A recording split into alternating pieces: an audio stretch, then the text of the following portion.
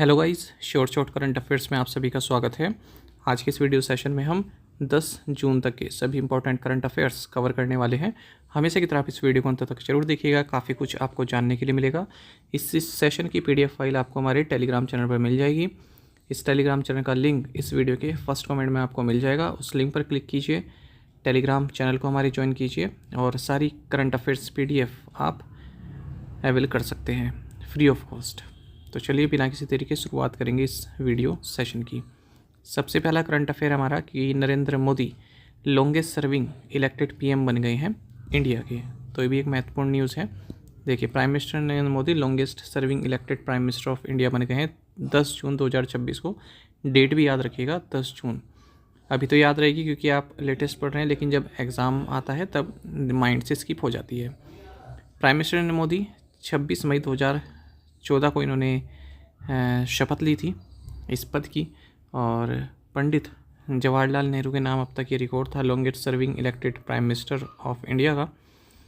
ये 13 मई 1952 को इलेक्ट हुए थे प्राइम मिनिस्टर और 27 मई 1964 तक इस पद पर रहे। पंडित नेहरू का जो टेन्योर रहा प्राइम मिनिस्टर के तौर पर, ये 4398 दिन का रहा है। और अगर हम प्राइम मिनिस्टर मोदी का देखें तो 26 मई 2014 से शुरू हुआ, 10 जून 2026 तक अगर हम बात करें तो 4399 दिन हो चुके हैं। इस तरह से longest serving elected prime minister in India's history बन चुके हैं। सेम चीज़ आप हिंदी में भी पढ़ सकते हैं, अगर आप हिंदी में कंफर्टेबल हैं, दोनों ही तरह से आप पढ़ सकते हैं। नेक्स्ट करंट अफेयर की ओर मूव करेंगे।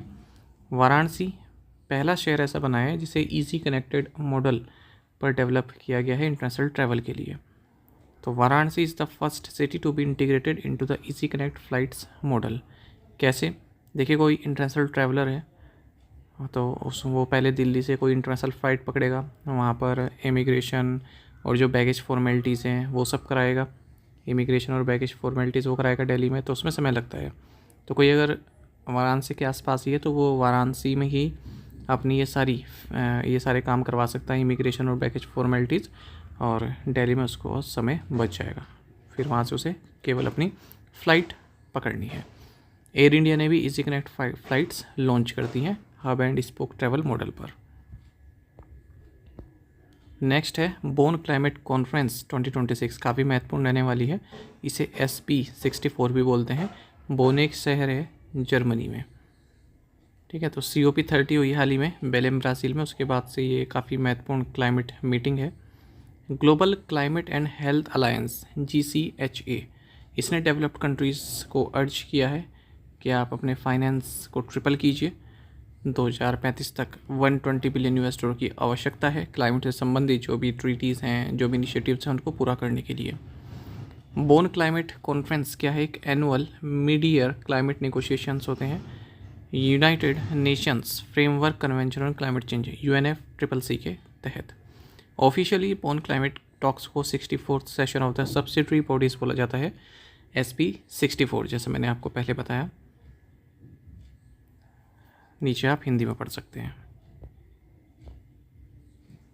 हाल ही में agriculture and processed food products export development authority यानी कि अपेडा, जो कि मिनिस्ट्री ऑफ कॉमर्स इंडस्ट्री के तहत आता है, इन्होंने GI टैग वाले तेजपुर लीची को आसाम से दुबई में एक्सपोर्ट किया है। आपको बता दें, जो ये अपेडा है, इसकी स्थापना अपेडा एक्ट 1985 के तहत हुई थी, और भारत से जो आइटम्स हैं, एग्रीकल्चर आइटम्स हैं, उनको एक्सपोर्ट करने का कार्य ये करती है। नेक्स्ट रक्षा मंत्री राजनाथ सिंह, इन्होंने 250 मेगावाट का solar power project with battery energy storage system approve कर दिया है। कहाँ पर? सीतापुर कैंट उत्तर प्रदेश में। 850 एकड़ में ये बनेगा। ये डिफेंस लैंड है खाली, उस पर बनेगा, और NTPC लिमिटेड इसको इम्प्लीमेंट करेगी प्रोजेक्ट को।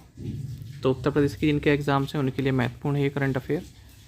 नेक्स्ट है ministry of food processing industries government of India, इन्होंने वर्ल्ड बैंक ग्रुप के नेतृत्व वाले सैपलिंग इनिशिएटिव की सहायता से regional high level policy dialogue inaugurate किए हैं, जिसका टाइटल है unlocking value advancing food processing for employment generation and sustainable growth in South Asia. कहाँ पर?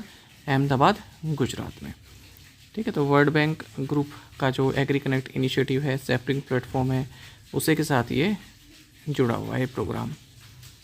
तो न्यूट्रिशन फोकस्ड फूड सिस्टम्स को और मजबूत करना है साउथ एशिया में, इसका मकसद। Union home minister and minister of cooperation Amit Shah, इन्होंने लैंड पोर्ट मैनेजमेंट सिस्टम जिसका नाम है विनिमय, इसको लॉन्च किया है न्यू दिल्ली में। तो विनिमय याद रखिएगा, पूछ लेते हैं विनिमय क्या है। ऑप्शन में आपको एक लैंड पोर्ट मैनेजमेंट सिस्टम भी मिलेगा, कोई सैटेलाइट मिल जाएगा कि सैटेलाइट है, इस तरह से क्वेश्चंस बन जाते हैं। तो ये सिस्टम क्या करता है, secure real time exchange of logistic and regulatory confirmation provide करता है जो भी स्टेक होल्डर्स हैं।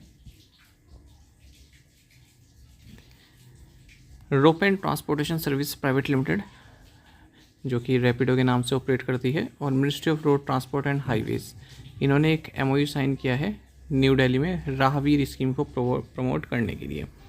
ठीक है, राहवीर आप जानते हैं, जो भी रोड एक्सीडेंट होते हैं उनके जो विक्टिम्स हैं उनको जो गोल्डन आवर जो शुरुआत के 1 घंटा होता है, ठीक है, उसमें अस्पताल पहुंचाने से संबंधित है, उनको फिर सम्मानित किया जाता है जो इस तरह के काम करते हैं। नेक्स्ट है Stockholm International Peace Research Institute, SIPRI जिसे बोलते हैं, इन्होंने SIPRI yearbook 2026 armaments, disarmaments and international security, इसको रिलीज़ किया है। इस रिपोर्ट के अनुसार भारत वर्ल्ड का 5th लार्जेस्ट मिलिट्री स्पेंडर रहा है 2025 में। डिफेंस एक्सपेंडिचर भारत का 92.1 बिलियन US पहुंच चुका है, 2024 से कंपेयर में 8.9% बढ़ा है। अगर हम भारत के न्यूक्लियर आर्सेनल की बात करें, न्यूक्लियर हथियारों की बात करें, 2025 में 180 थे, 190 अब हो चुके हैं जनवरी 2026 तक। अगर हम पूरे वर्ल्ड का मिलिट्री एक्सपेंडिचर देखें तो लगातार 11वें साल ये बढ़ा है। ठीक है, 2.9 ट्रिलियन US हो चुका है 2025 में, यानी कि वर्ल्ड की जो ग्रोस डोमेस्टिक प्रोडक्ट है GDP उसका 2.5%। यूनाइटेड स्टेट्स ऑफ अमेरिका हमेशा की तरह वर्ल्ड का लार्जेस्ट मिलिट्री स्पेंडर रहा है, इसके बाद फिर चाइना, फिर रशिया। नॉन न्यूक्लियर स्टेट्स हैं USA, Russia, UK, France, China, India, Pakistan, North Korea and Israel. इन सब के पास मिलाकर 12,187 न्यूक्लियर वेपन्स हैं। 5,000 के लगभग USA के पास हैं, इससे थोड़े से ज़्यादा रशिया के पास हैं, सबसे ज़्यादा रशिया के पास है। यही न्यूज़ आप हिंदी में ही पढ़ सकते हैं यहाँ से। रिजर्व बैंक ऑफ इंडिया से संबंधित अगली न्यूज़ है, इन्होंने 2 स्पेशल USD रुपये फॉरेक्स स्वैप फैसिलिटीज़ लॉन्च की हैं ताकि फॉरेन करेंसी को अट्रैक्ट किया जा सके, भारत में लाया जा सके। पहला foreign currency non resident deposits है, FCNRB है। एलिजिबल डिपॉजिट क्या रहेगा, फ्रेश और renewed deposit mobilise in free convertible currencies with 10 और रेंजिंग फ्रॉम 3 to 5 years। दूसरा है for eligible external commercial borrowings and overseas foreign currency borrowings. इसमें जो एलिजिबल बोरोइंग्स है वो क्या रहेगा, eligible PSU ECBs and banks overseas foreign currency borrowing with minimum मैच्योरिटीज of 3 years। Reserve bank of India ने जो सहमति फाउंडेशन है इसको अप्रूव कर दिया है कि आप सेल्फ रेगुलेटरी ऑर्गेनाइजेशन के तौर पर कार्य कर सकती हैं अकाउंट एग्रीगेटर इकोसिस्टम के लिए। बाकी आप देख सकते हैं कि अकाउंट एग्रीगेटर फ्रेमवर्क क्या होता है। It enables secure and consent based sharing of financial information between regulated entities allowing consumers and businesses to access financial products and services more efficiently। American credit rating agency है Fitch ratings, इसने अपने 2 जून 2026 का जो global economic outlook है वो जारी किया है। इसने भारत की जो GDP है, gross domestic product growth forecast, वो 30 बेसिस पॉइंट से लोअर की है 2027 के लिए, 6.4% कर दिया, पहले 6.7% इसने बताया था। Adani ports and special economic zone limited, इन्होंने अनाउंस किया है कि इन्होंने 10 साल का मेरीन सर्विसेज कॉन्ट्रैक्ट प्राप्त किया है अर्जेंटीना के first liquefied natural gas export project के लिए। $70 मिलियन का ये प्रोजेक्ट रहने वाला है। और जो अडानी पोर्ट्स हैं इनकी एंट्री होने वाली है साउथ अमेरिका में भी। एंड्रिया कीमी एंटोनेली, इन्होंने 2026 का मोनाको ग्रां प्री जीत लिया है, जिसे फार्मूला 1 लुइस वुइटन ग्रां प्री डी मोनाको 2026 भी बोला जाता है ऑफिशियली। ठीक है, कहाँ पर, मोंटे कार्लो मोनाको में। इस तरह से इनका ये 5th कॉन्जिक्यूटिव ग्रां प्री टाइटल है 2026 का। ठीक है, इससे पहले ये Chinese open, Japanese open, Miami open, Canadian open ये सब जीत चुके हैं। कहाँ के हैं ये? इटली के हैं और फार्मूला 1 में मर्सिडीज़ के लिए रेसिंग करते हैं, काफ़ी यंग हैं। नेक्स्ट है बेंगलुरु की सृष्टि किरण, ये वर्ल्ड की नंबर 1 बन चुकी है अंडर-13 टेनिस रैंकिंग में और इन्होंने हाल ही में 5 स्टेट ITF जूनियर टाइटल्स जीते हैं। रनर अप रही हैं ITF world tennis tour juniors J100 Guatemala में। 13 साल की हैं, याद रखिएगा। तो इस तरह से 10 जून के जो भी महत्वपूर्ण करंट अफेयर्स हमने पढ़ लिए हैं और इसकी PDF आपको शॉर्ट करंट अफेयर्स चैनल पर मिल जाएगी।